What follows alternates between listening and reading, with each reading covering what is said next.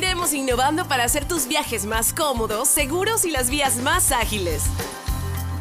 ATM en coordinación con la Alcaldía de Guayaquil.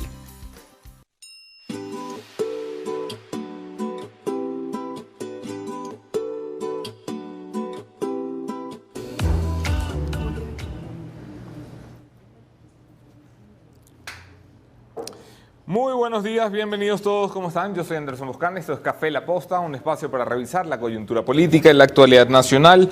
Hoy es miércoles 27 de agosto, no, martes 27 de agosto, yo estoy un día adelante ya, un paso adelante siempre. 27 de agosto del año del Señor 2019. Abrazo especial a quienes se conectan a esta hora a revisar los contenidos de La Posta y a engancharse a la señal del Café La Posta. Un agradecimiento para las marcas que hacen posible que nos encontremos cada mañana. Hyundai, que está con nosotros desde el principio. La ATM de Guayaquil, que se une el club de marcas que apoya el periodismo independiente. Ilbarista en la República y Amazonas, donde sirve el café de la mañana. Y Sixt, la marca alemana que ya está en el Ecuador y que logra que dejemos los taxis cuando vamos a Guayaquil con unos lindos carros. Cumplido la cuota comercial, vamos a una revisión rápida de los hechos. Esto es En Caliente.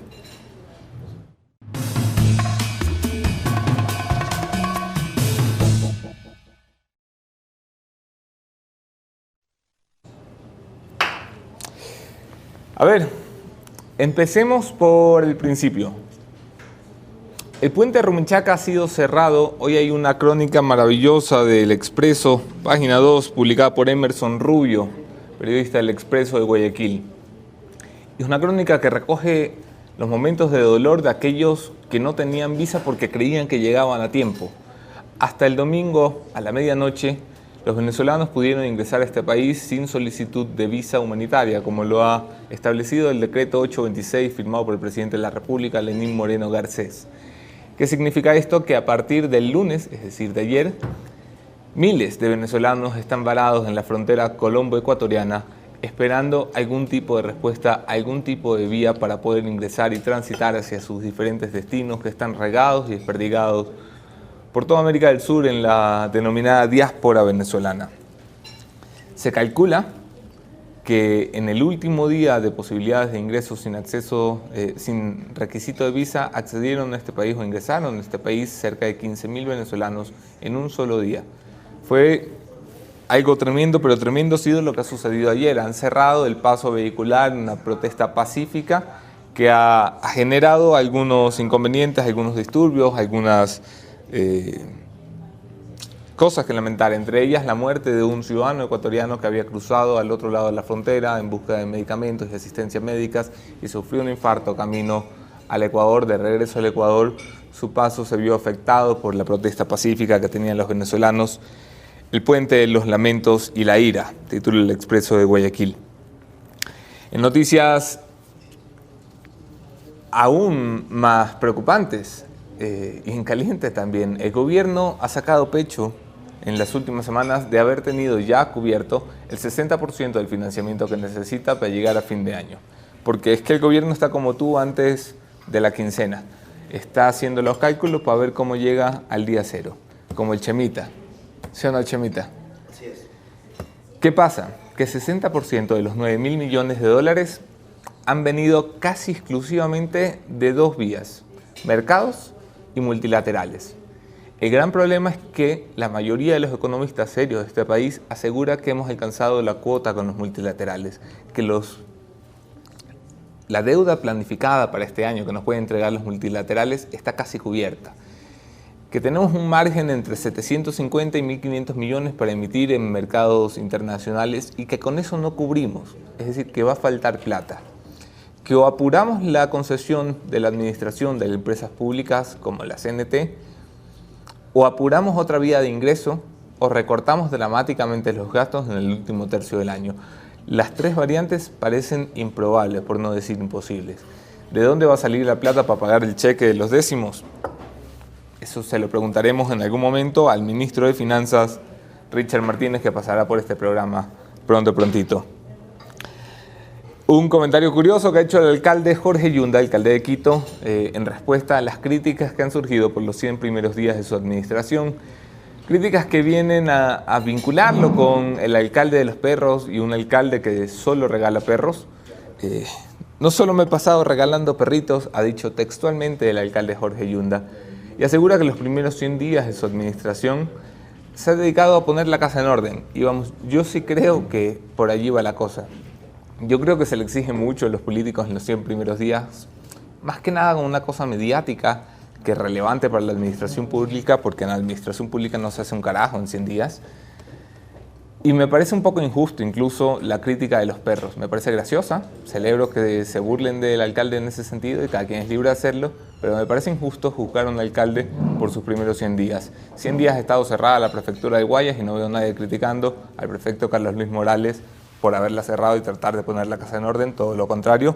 Así es como se empieza una administración de forma seria. Yo sí creo que hay que darle un poquito más de tiempo para poder juzgarlo. Cada quien, cada quien. Volviendo a los temas que nos importan, el país sigue debatiendo temas vinculados a la justicia, que sigue siendo el principal pendiente del gobierno de la reinstitucionalización, como se vendió el gobierno de Lenín Moreno durante la transición. ¿Qué pasa? Que en las últimas semanas ha habido acontecimientos que nos ponen a pensar si estamos caminando por la misma cuerda floja por la que caminaron los antecesores. Si ahora nos toca el turno a nosotros, los que nos creíamos demócratas, de aplastar los derechos de los demás.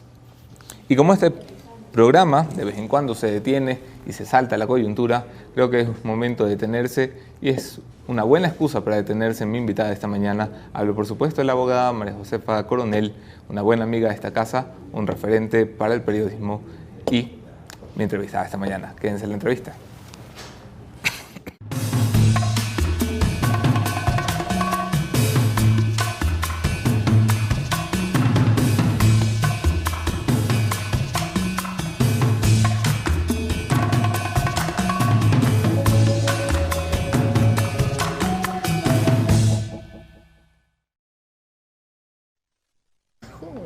Me ha gustado esa, cómo me ha acomodado. A ver, ya lo comentaré.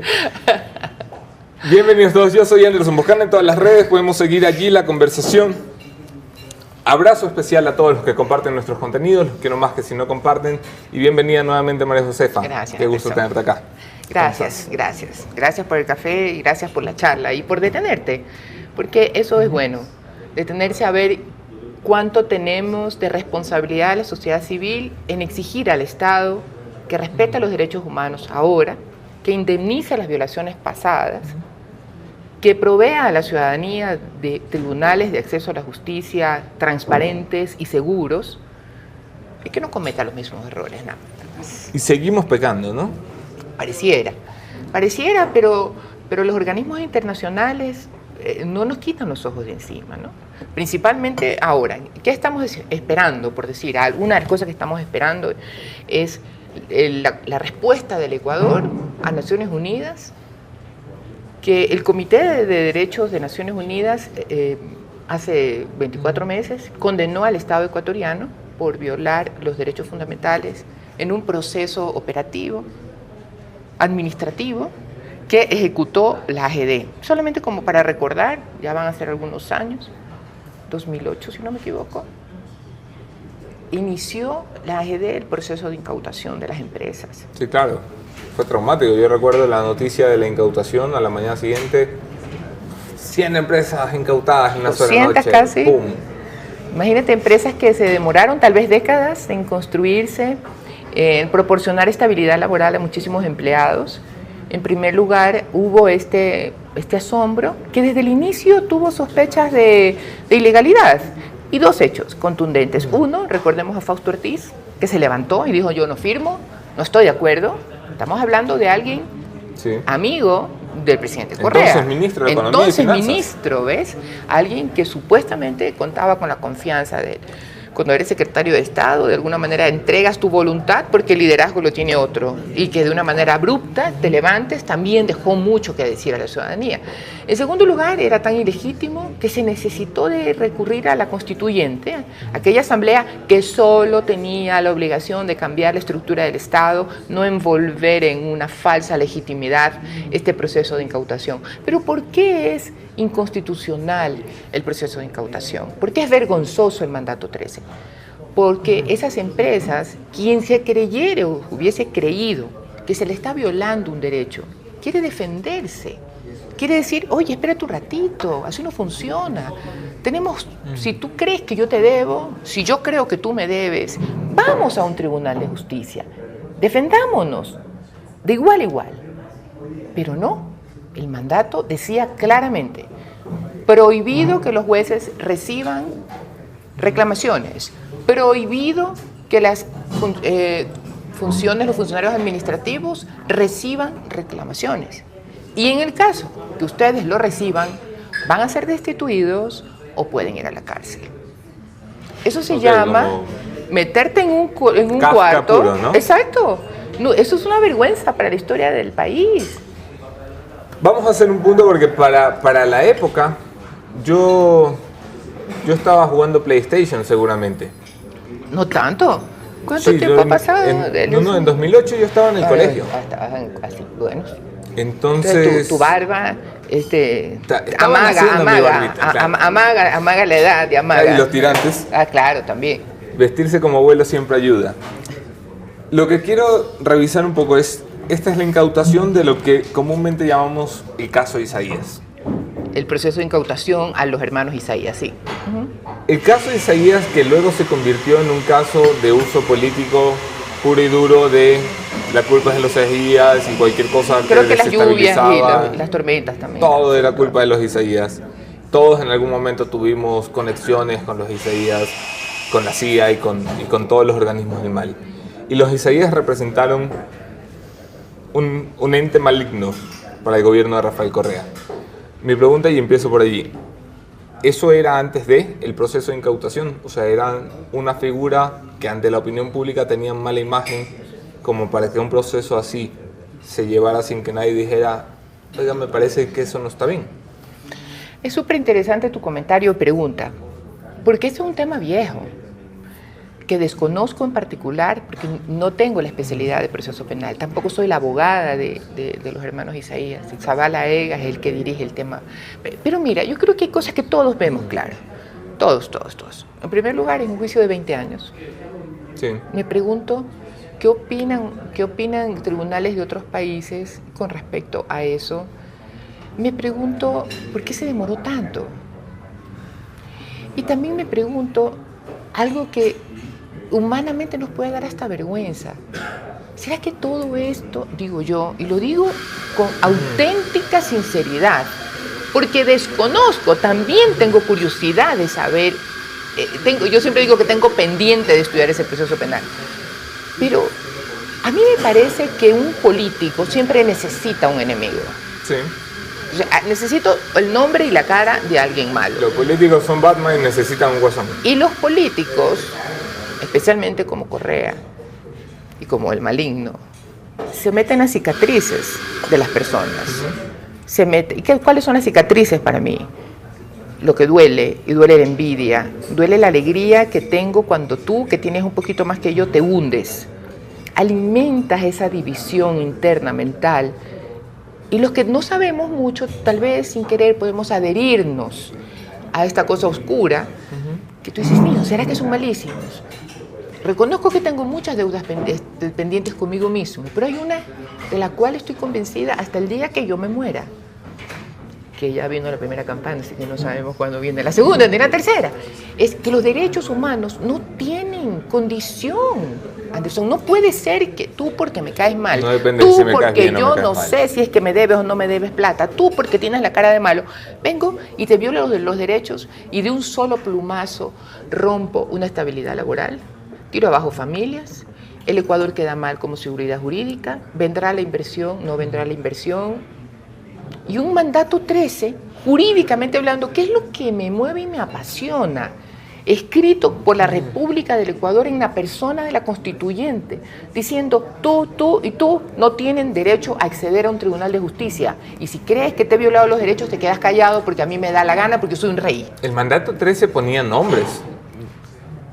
O sea, decía, los hermanos Isaías no pueden acudir a... Recordemos que hay un mandato 1 que dice que ninguna decisión de la Asamblea puede ser motivo de objeto de demandas. Se necesitaba para que alguien no diga, Uy, el Consejo de Participación Social no va a servir para nada. Claro. Cuidado, eso podía decirse con tiempo. Pero el 13 fue exactamente después de la incautación, porque claro, ya la violación de los derechos fundamentales estaba identificada. Había un nombre, había que cuidar eso. Y la pregunta, ¿para qué usaron los medios? ¿Han rendido cuentas? Ah, bueno, No sé. Gama lo quebraron, ¿no? No sé cómo, no sé. ¿Han rendido cuentas? ¿Habían ciertas cosas? No lo sé. Aquí han violado, el Comité de Derechos Humanos lo dice claro, ha violado el derecho que tienes a acceder a la justicia y tienes que pagar. Aquí se ha pronunciado un organismo internacional, que si no me equivoco está vinculado a Naciones Unidas. El Comité de Derechos de Es el Naciones Comité Unidas. de Derechos de Naciones Unidas. Así es. Que ha dicho este ha sido un proceso fraudulento en el que se ha negado el acceso a la justicia a los actores de este caso, o a los perseguidos de este caso, repara Estado ecuatoriano. Así es. Y eso, ¿como de cuánto estamos hablando? Siempre los criterios de reparación son un poco complicados. Y para eso tenemos ejemplos, ¿no? Y vamos a poner los bonitos, los feos y los horribles. Comisión Interamericana de Derechos Humanos, caso del Universo, Emilio Palacio también está ordenando que el Estado ecuatoriano pague. Le pague al Universo, le pague a los hermanos y le pague a Emilio Palacio. Y también dice que hay que determinar el daño, materiales y no materiales. ¿Qué pasó con el plan de vida de Emilio Palacio? ¿Qué pasó con el estrés y el impacto del Universo o de la familia de los hermanos Pérez? 2, más atrás todavía, los famosos hermanos y dolorosos, caso de los hermanos Restrepo, Consuelo Benavides. Yo me acuerdo que en esa época fue un escándalo que se diga que $1 millón costaba cada vida. Lo traigo al 2019. ¿Cuánto vale el plan de vida de Emilio Palacio? ¿Cuánto vale el plan de vida de los empleados que tenían cierta estabilidad en esas empresas y las tumbaron? ¿Cuánto costó tirar abajo la corte de Hugo Quintana? El Estado ecuatoriano fue responsable por eso. Hoy ya le han pagado a las víctimas, que aproximadamente entre 100 y 150 mil dólares más o menos. No hemos repetido contra nadie en ese caso, ¿no? ¿Y ahora? ¿Cuándo vamos a repetir contra eso? Alguien tiene que devolvernos la plata porque es tuya y mía, pues. Nosotros le pagamos el daño que ocasiona el funcionario público y por eso es que esto es importante, temas como este. Porque la pregunta es, ¿qué está pasando en este momento que mañana más tarde vamos a tener que pagar? O sea, me estás diciendo que después de 10 años de vendernos que los señores Isaías nos habían perjudicado y que esta era una incautación totalmente lícita, legal y sobre todo legítima, y un organismo internacional nos dice, ustedes tienen que devolver esa platita. Es más, tienen que reparar por el daño causado.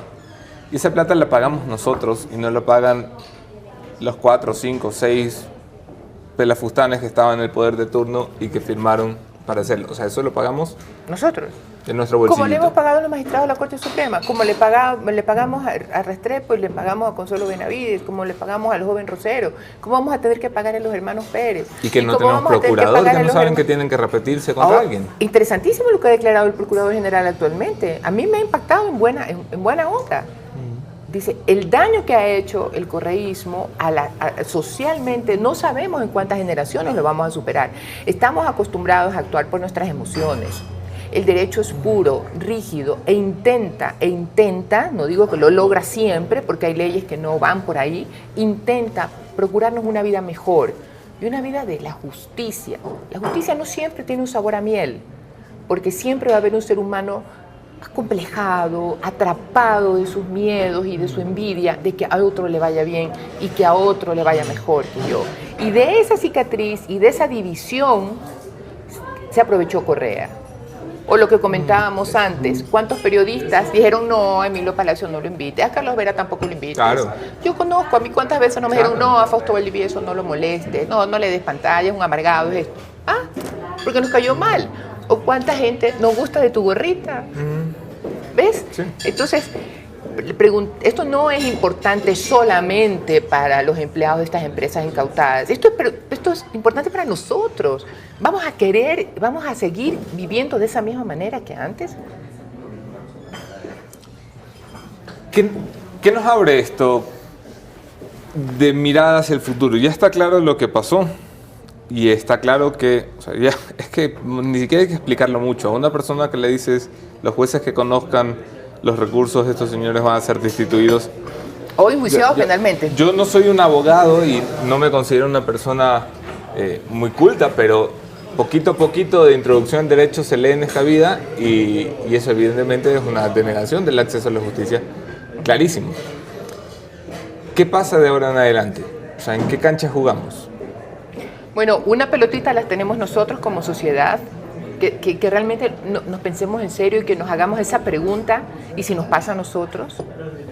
Si alguien si yo estoy discutiendo una deuda contigo en un tribunal y todavía no está resuelta, o si está resuelta, tú no haces lo que tienes que hacer y estás tan bravo que me atacas por la espalda por otro lado, ¿te gustaría que te hagan eso a ti? A tus hijos, a tus hermanos.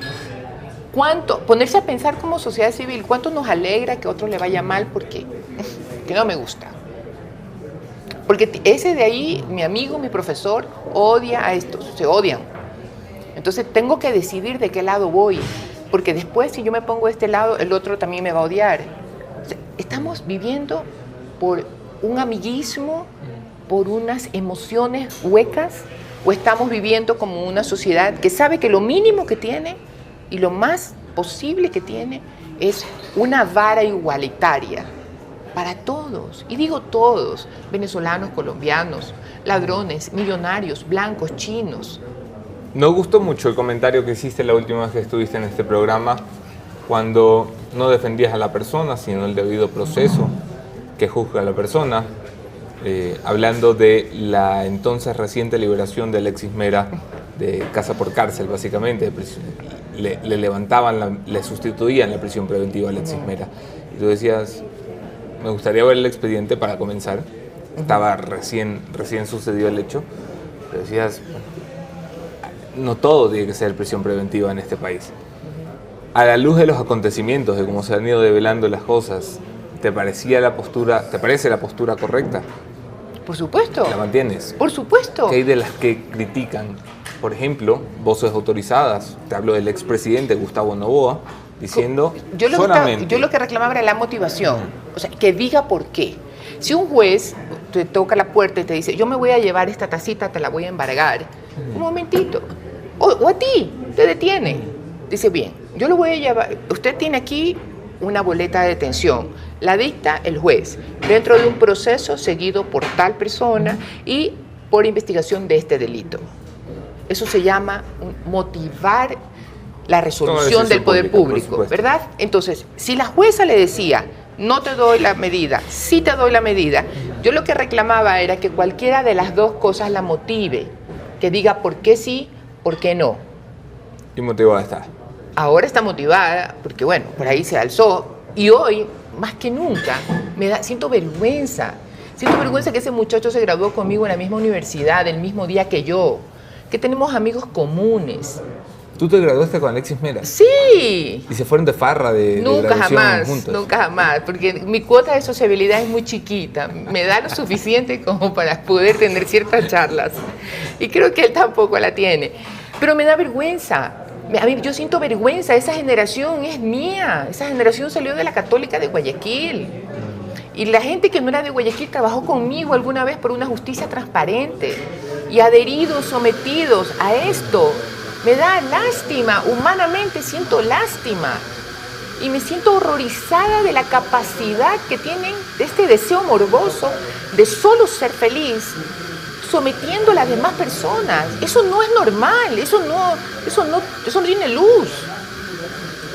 Pero sí quiero que a ellos también se les respete el debido proceso cuando los enjuicien. Claro, ¿se le ha respetado el debido proceso a Alexis Mera?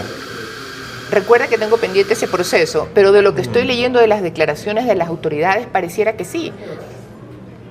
Y claro, tonto no es. Estudioso es. A la mínima que le den chance a Alexis Mera. Tonto no es. Yo te lo juro que me da risa, porque yo veo este producto que se llama Rafael Correa, que quiere y desea ser vendido con esta... O sea, si él hubiera podido ser mejor que Chávez, ¿no? Digo, claro, en los criterios para ellos, ¿no? Y tiene estos dos seres, el uno que satisface morbosamente su deseo de someter y del poder, y el otro que satisface financieramente su bolsillo, me refiero a Benicio Alvarado y Alexis Mera, son las dos personas que vivieron de él también. O sea, todo es un círculo morboso, porque no hay ningún funcionario público de Rafael Correa, del círculo cercano, que tenga... Del círculo serrano también. No sé, pues, me parece que es como equilibrado. Que tenga aquí una marca, pues. Yo lo serví a este hombre. Porque a ti te puede caer bien o te puede caer mal, jefe. Yo he tenido jefes que me han caído muy mal. Sí.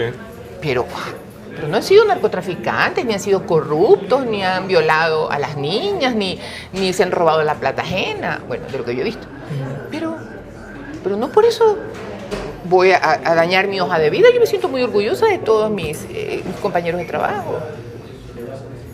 Pero me pregunto, ¿qué pasará con esta gente?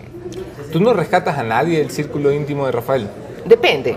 O sea, también me he dado el tiempo de ordenar. Tengo los que no han robado. Creo que hay gente que no ha robado. Por ejemplo. ¿Creerás tú que yo creo que Ricardo Patiño no ha robado? ¿Crees que era un militante convencido? Sí. A veces todavía yo no estoy muy convencida de que Alexis Mera tampoco haya robado. Bueno, yo de las muchas conversaciones que he tenido con gente que le conocía bastante bien a Alexis, me dice que ese no era su pecado. Me resulta muy difícil pensar que Alexis Mera es ladrón, no lo creo. Tú me preguntas, no lo creo. ¿No te preocupa que los procesos contra el alto círculo del correísmo estén tan fuertemente mediatizados? Yo sé que son casos de interés público, yo sé que por supuesto tenemos una astilla metida en el corazón democrático. Así es. Pero ¿no te preocupa que sean tan mediáticos al punto de que las pruebas llegan primero o los indicios llegan primero a las televisoras que al expediente? Por eso me gusta tener estos espacios, porque me preocupa mucho, porque yo quiero y sueño con un país que tenga una justicia transparente, con gente que me cae mal. Me preguntaba Alexis Mera, que era el que yo decía, pega los puñetes, porque eso es lo que yo... Pero no se lo puedo poner, porque tengo que reconocer mi lado humano, pero trabajar por una justicia para todos. Y quiero eso, una justicia para todos. La pregunta es, ¿tenemos una legislación que camina suficientemente rápido a la mentalidad del delincuente, a la tecnología del delincuente? Pues si ese es el problema y los queremos agarrar violando los derechos fundamentales, ¿por qué mejor no estudiamos, no analizamos las políticas públicas desde su motivación a sus alcances y no la vida privada de los funcionarios públicos? ¿No te parece? ¿Tú crees que hay leyes prodelincuenciales en el Ecuador, como las llama el socialcristianismo? Yo lo único que te puedo decir es que no puede ser que tengamos un código penal que castigue más opinar que violar, que robar. O sea, si tú ves un análisis así objetivo con este nuevo código, que es bastante complejo, nunca lo... Hay desproporcionalidad en las penas. Completamente. O sea, no es una percepción. Revisa el código y ahí son unas penas increíbles. Hablando de nos cae bien, nos cae mal, Lenín Moreno también tiene su manchita en derechos humanos y se le ha hecho notar ayer con voz clara, concisa pero directa, Amnistía Internacional, que a mí me llama poderosamente la atención. Amnistía Internacional, para el que no se ha enterado, critica el caso o cómo se ha llevado el proceso de Olavini, critica incluso la carga de prueba que tiene Fiscalía y asegura que estará atento y vigilante al desempeño del proceso de aquí en adelante. ¿Has tenido oportunidad de echarle una mirada a este proceso? Al pronunciamiento de amnistía, sí. Ok. Y en primer lugar, a los comentarios de expertos en procesal penal y en derecho penal de cómo se lo detuvo y el tiempo que se lo detuvo, pareciera que es una manifestación o una violación de pies a cabeza también. ¿Qué es lo que justamente te digo? Si yo tuve a ese muchacho aquí sentado en esa silla cuando lo liberaron, al día siguiente de su liberación, y le dije, ¿por qué estuviste preso? Y no sabía. No sabía. Y yo lo diré siempre, no soy abogado, soy un tipo con 2 neuronas. Una persona no puede estar presa sin saber por qué. Así, te puse el ejemplo sin saber que me iba a preguntar este tema. O sea, no puede ser. Porque nos encanta, porque estamos acostumbrados a decirle a la gente, para sostenerme a mí como político, mira, aquí está la cabeza, lo agarré. Leía comentarios En reacción a Amnistía Internacional, comentarios de gente que quiero y respeto, comentarios de periodistas y de abogados que decían, palabras más, palabras menos, Amnistía Internacional está interfiriendo con un proceso legítimo de la justicia ecuatoriana. No era lo mismo que decía el correísmo. Te iba a decir lo mismo ahorita. Me acabas de decir eso.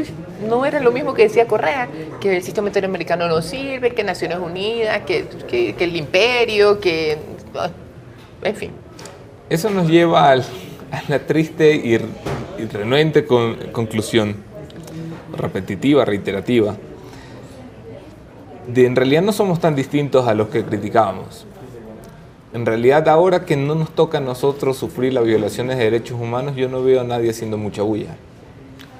Mira, Juan Carlos Calderón, director de la revista Plan B, hizo un trabajo fabuloso. Maravilloso. Sin querer lo vi. Sí. Y me doy cuenta que ha sido publicado en junio. Se llama Sobrevivientes. Sí, estuvo aquí en este programa por eso. Oye, no me canso de aplaudir ese trabajo, con un enfoque de derechos. No le importó si le caía mal o no le caía mal la fulanera. Mary Zamora, por ejemplo, por decirte.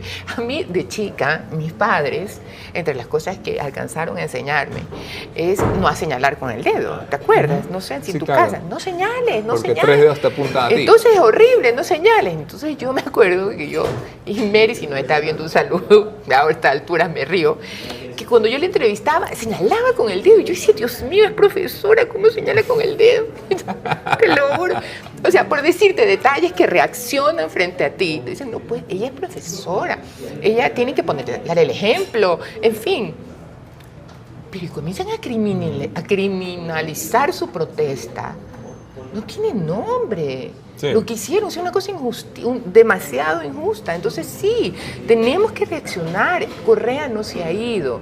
Correa está en nosotros. Es como la cicatriz de Harry Potter, de Voldemort. Nos tocó a todos. Tenemos que liberarnos de eso y vernos con igualdad y no caer en el círculo de nuestros conocidos. Entre los poderosos siempre se van a odiar, Anderson. El medio de comunicación más grande va a quererse comer al más chico. El banquero más grande se va a querer comer al más chico. El periodista más chévere quiere ser el otro. El futbolista, Maradona, ya se volvió loco, pero ahora es el otro. Pero, o sea, tú te das cuenta. ¿Y qué tal?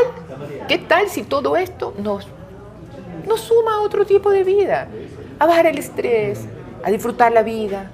Y que en lo único radical sea nuestra bandera de una justicia igual para todos. Hay un consejo de la judicatura en este país que tiene una sola tarea, que es reestructurar el sistema de la justicia. A eso sí que se les han pasado más de 100 días sin hacer nada, ni siquiera han regalado perritos como para poder decir que han hecho algo. ¿Qué le pasa a nuestro consejo de la judicatura? Tú te puedes imaginar lo que hay adentro. O sea, yo te voy a contar una cosa, que ya como es un caso cerrado lo puedo comentar. Un juez dice, usted quiere rebaja de pensión, pero esta tarjeta de crédito solamente se la dan a la gente que tiene plata. Entonces, alza la mano el señor y dice, esa tarjeta de crédito me fue dada hace 5 años. La prueba es que mis estados de cuenta dicen que no la tengo, el IES dice que no tengo trabajo. De 5 años acá la situación ha cambiado, no puedo. Qué pena. Si usted tiene esa tarjeta, usted es un hombre rico, usted va a poder pagar. Dios. Yo lo vi. Nadie me lo contó, yo lo vi. ¿Eso se arregla con una institución como el Consejo de la Judicatura? ¿Se arregla con una reforma legal y constitucional? ¿Se arregla primero lavándole la mente a los funcionarios judiciales, que se olviden del miedo, para quedarnos solo con la corrupción y la ignorancia, ¿no? Una vez quitado el miedo de que nadie los va a acusar, que nadie los va a meter preso, que nadie les va a pegar, entonces, te voy a poner unas líneas para que alertes cuando tú pienses diferente. Y no es palabrería. Ejemplo, si un juez tiene una decisión con respecto a un caso, 2 años después le viene un caso parecido y dicta diferente, eso es una alarma. Entonces, cuando se dice alarma, hay una reforma judicial que tiene una experiencia positiva para que se enciendan las alarmas. Qué raro, tú siempre has decidido esto y hoy decides esto. Qué raro, voy a investigarte. Eso se llama cuidar la transparencia de la justicia. Eso es control social. Control social, control de la misma autoridad, el Consejo de la Judicatura. Y el tema de la ignorancia, capacitándolos, estudiando y dándoles permitir. Una cosa, el juez no hace justicia, el juez aplica la ley. Si la ley dice que para yo meterte preso necesitas 3 pruebas y me das 2, me muero de la pena, policía, pero si me das 2, no puedo meterlo preso, porque yo no soy un Dios para hacer justicia. También hay que ser misericordioso con los jueces. Los jueces aplican la ley. Los jueces buenos aplican la ley. No siempre la ley alcanza. Eso es otro tema. ¿Qué hay de los gritos y alaridos de que se vayan todos en la justicia? ¿Qué hay de los que quieren? Nunca me han gustado los gritos un ni baño que se de vayan sangre todos. No, ninguna, que rueden todas las nada. cabezas? No, eso no sirve. No sirvió ni para la Revolución Francesa, porque después de eso vino Napoleón. Entonces nunca sirve. Ir uno a uno, sector por sector. Nunca va a acabar. Nosotros no vamos a vivir en un mundo perfecto. Solo vamos a tener la satisfacción que nos brinda cada día en hacer un trabajo sin mucha lámpara, pero eficaz y eficiente. Me quedo con eso, María Josefa. Gracias por estar Gracias aquí, a gracias ti. por compartir con nosotros, gracias a ustedes por conectarse. Terminamos con mi conclusión de esta mañana, esto es El Punto Final.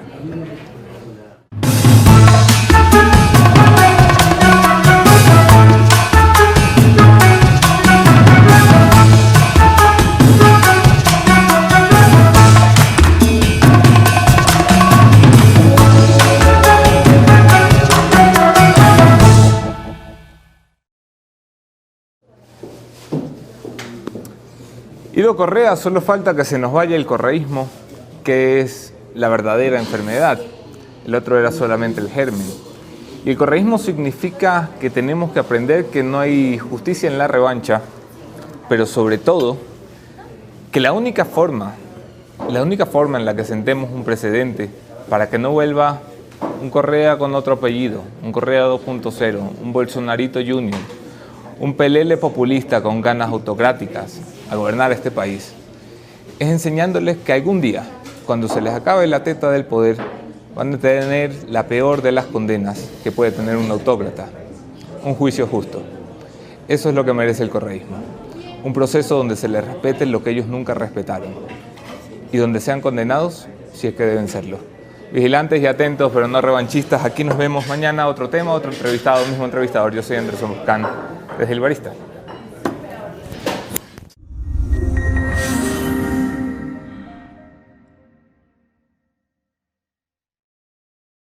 Hablar de eso Bueno, en mi plan.